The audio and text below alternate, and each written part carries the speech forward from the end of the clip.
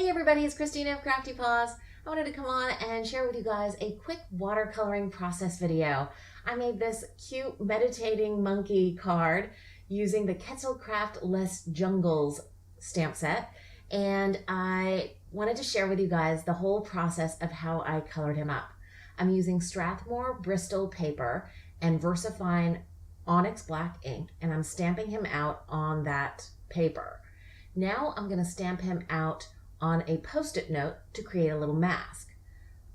I don't even have to re-ink that stamp because there's so much ink from that first stamping.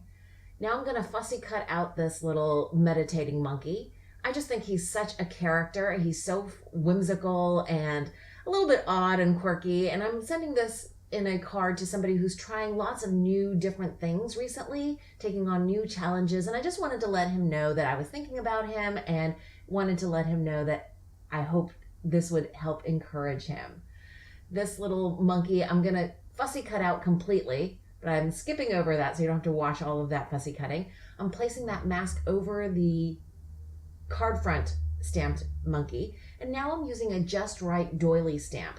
This has been in my stash for ages, and I just thought it would make a really cool, like kind of DIY aura or halo behind the monkey. And I'm using some Tim Holtz Distress markers to color this up, just to ink it up with a variety of colors. I'm using the yellow, which I think is a mustard seed, and then a spiced marmalade, and then broken china, and lastly blueprint sketch, to kind of create this yellow to orangey blue aura around him.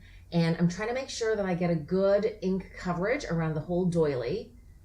And I bring it up and it's stamped out really well, actually. I'm gonna go back in and redo a little bit more of that spiced marmalade. And I will say that the spiced marmalade mixed a little bit with that broken china and kind of went a little green, but I'm able to tweak that a little bit just using the markers directly and now watercoloring. I'm just using a water brush and lightly going over the doily area, and it softens up the doily so that it doesn't look as much like a doily and more like the aura that I was trying to create around the monkey's head. And I've also added little, I guess little points to the ends of the doilies and then little dots. And I did that because I wanted the doily to look less like a doily and more like a halo or aura and have the kind of colors radiating out. And I thought that these dots actually added that kind of radiating out feeling. I'm also making sure that I not only get the dots inked, but I also brush them out. And I had a little smear there. You can see me mopping it up. And actually the ink came up off the paper really well just by getting water on it and then lifting it with a tissue. For the monkey itself, I'm coloring up the face and the belly with antique linen, and then the monkey body I'm coloring up with vintage photo.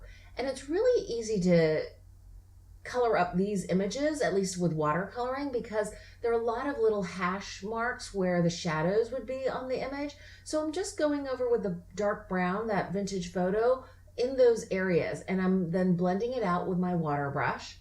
And I actually go over this monkey twice to make him a little bit darker because I thought he was staying too pale as compared to the halo or aura around his head. So I went through fully the whole monkey with this vintage photo and then blended it out, trying to keep the highlighted areas almost white and then going back in to blend away from the shadowed areas.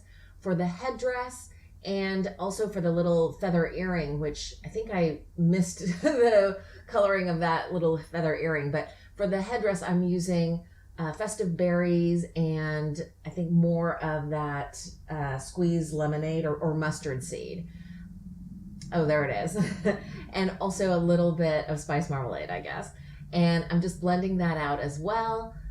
And I thought that the headdress blended in a little bit too much into the halo, but I think the red saved that a little bit.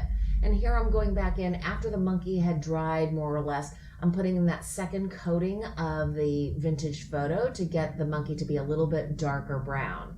So I colored in the same areas, the shadowed hash marked areas of the image, and I'm blending it out with my water brush. course, you don't have to use a water brush, just a plain paintbrush with a fine bristle tip would work just as well. Now, to give the little monkey some grounding, I'm using hickory smoke just to put in kind of the feeling or essence of the ground or floor, and I'm blending that out as well. And that's really it. I end up cutting him out using a MFT stitched rectangle die and then matting it a couple times before I put it on the card base. And that's my card. I hope you enjoyed this process video. If you did, please give it a thumbs up. Thanks so much for watching. I hope you guys are having a wonderful crafty day.